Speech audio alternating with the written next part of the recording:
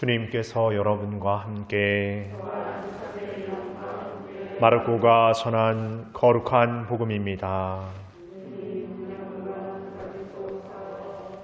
그 무렵 예수님께서는 회당에서 나오시어 야고보와 요한과 함께 곧바로 시몬과 안드레아의 집으로 가셨다.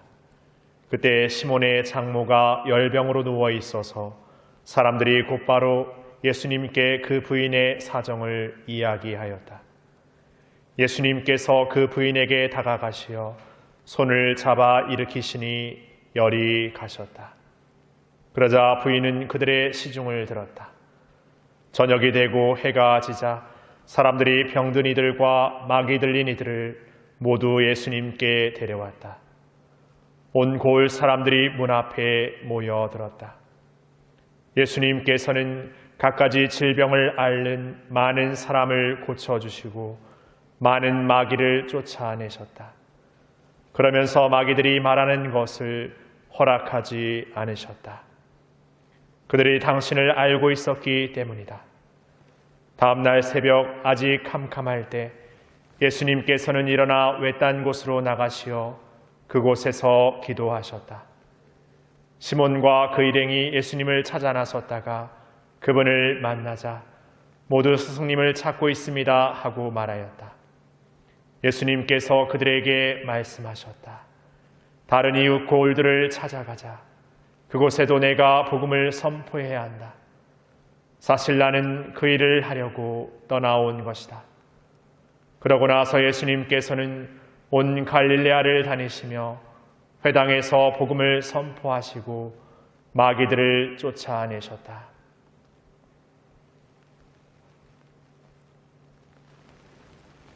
주님의 말씀입니다.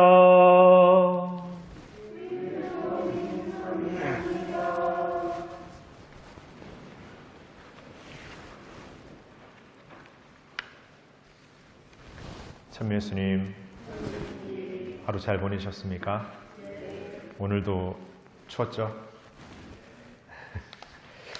저는 최근에 너무 이렇게 춥다는 생각이 들기 시작했습니다. 그전에는 춥다는 옷 좀 껴입고 하면은 춥다는 생각을 잘 못하고 오히려 덥다는 생각을 할 때가 훨씬 더 많았는데 이제는 옷을 막 껴입어도 그 어른들이 추우면 뼈가 쑤신다 그 말이 어떤 말인지 조금씩 깨달아지기 시작한 것 같습니다.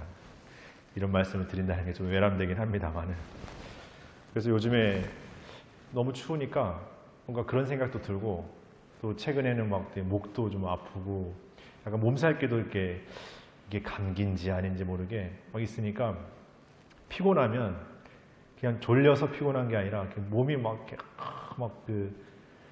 우리 어른들 말로 또 어른들 제가 우리 부모님이 연세가 있어서 몸을 막 데워버린다 그래 막 이렇게 꼬아버리는 그런 느낌도 들고 그래서 혹여나 우리 신자분들께서도 요즘에 저와 비슷한 어떤 그런 건강의 이상 신호를 느끼고 계시다면 좀 더 우리가 건강을 잘 신경 쓰면서 이 추위를 잘 이겨내겠다라는 희망적인 메시지로 마무리하고 싶습니다. 예, 오늘 그 독서에 하느님께서 소년 사무엘을 이렇게 부르시는데 사무엘아 사무엘아 이렇게 부르시죠. 근데 당연 사무엘은 스승 엘리가 부르는 줄 알고 엘리에게 가서 스승님 부르셨습니까? 이렇게 묻습니다. 그런데 몇 번을 또 반복하다 보니까 엘리가 먼저 이렇게 깨닫죠. 아, 하느님이 사무엘을 부르시는구나. 그래서 사무엘아 이번에 너를 부르는 소리가 들렸거든. 나에게 오지 말고 거기서 이제 하느님 말씀에 기도하면서 말씀하십시오. 당신 종이 듣고 있습니다라고 이렇게 말하라고 이렇게 합니다. 우리도 우리의 일상 안에서 살아가면서 하느님 우리를 부르시는 순간들이 있죠. 세례 때의 부르심, 어떤 결정적인 순간의 부르심도 있지만 그냥 우리의 평범한 일상 매일매일의 그 순간순간에 우리를 부르시는 목소리가 있습니다. 들려지는 목소리가 아니라도 하나님께서 나를 이 공동체 아니면 이 사건 안에 이 일들 안에 이렇게 부르시고 계시는 것을 깨닫게 되죠. 그런데 우리는 그런 하느님의 부르심을 잘 알아채지 못할 때가 훨씬 더 많습니다.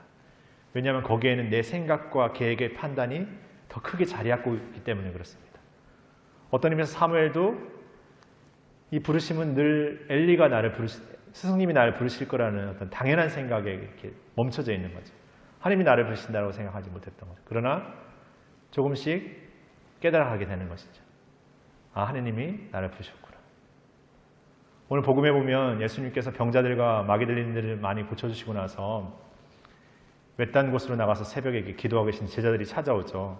사람들이 예수님 찾고 계십니다. 어디에 계셨습니까? 예수님 말씀하시기를 또 다른 거울로 가자고.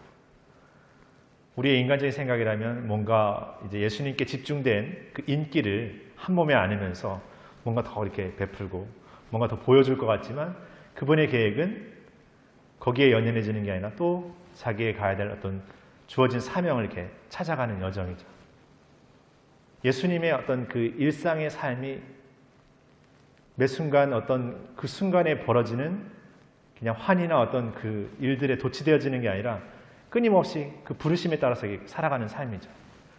특별히 마르코 복음의 이야기는 어떤 결정적인 순간과 일들에 앞서서 예수님께서 기도하시는 장면을 들려주기보다 그냥 어떤 일들을 다 마치고 나서 늘 일상 안에 그냥 그 평범한 그 새벽에 매일매일의 그 하루에 기도하는 모습을 우리에게 들려줍니다.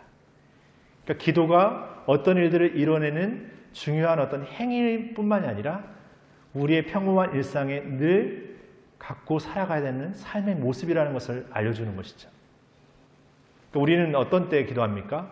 내가 뭔가를 바라고 뭔가를 이루어야겠다고 생각하는 그때 기도하는 것은 그 뭔가 어떤 일들을 위해서만 기도하는 모습이지만 오늘 예수님이 보여주는 모습은 그럴 때만 기도하는 것이 아니라 그냥 늘 일상 안에 매일매일의 삶을 기도하고 묵묵히 머무르는 그 삶. 사무엘의 예수님의 말씀에 당신 말씀하십시오. 주님의 종이 듣고 있습니다라고 말씀하는 것처럼 매일매일의 일상과 당연한 하루의 어떤 일상 안에서 그분께서 나에게 말씀하시는 소리를 듣는 것. 그것이 우리의 기도입니다. 특별하고 뭔가 대단한 일들을 준비하면서 뭔가 어떤 계획을 준비하면서 뭔가를 이루어야겠다는 어떤 갈망에서만 바치는 게 기도가 아니라 매일매일 그분과 만나고 그분과 호흡하고 그분의 목소리를 내 일상 안에서 바라보고 듣고 살아가는 것. 그 일상의 삶을 살아가는 것이 우리 신앙인들에게 더 많은 시간이고 더 필요한 시간인 것이죠. 그러면서 우리는 또 특별한 순간을 겪게 되고 또 어떤 특별한 어떤 일들을 겪게 되면서 그것들을 또 이렇게 살아가게 되는 것이죠.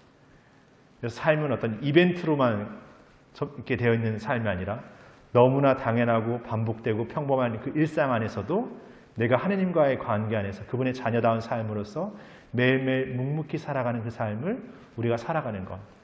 그것이 어떤 의미에서 더 소중한 우리의 삶의 모습이라는 것을 오늘 독서와 복음이 우리에게 알려주고 있다고 생각합니다.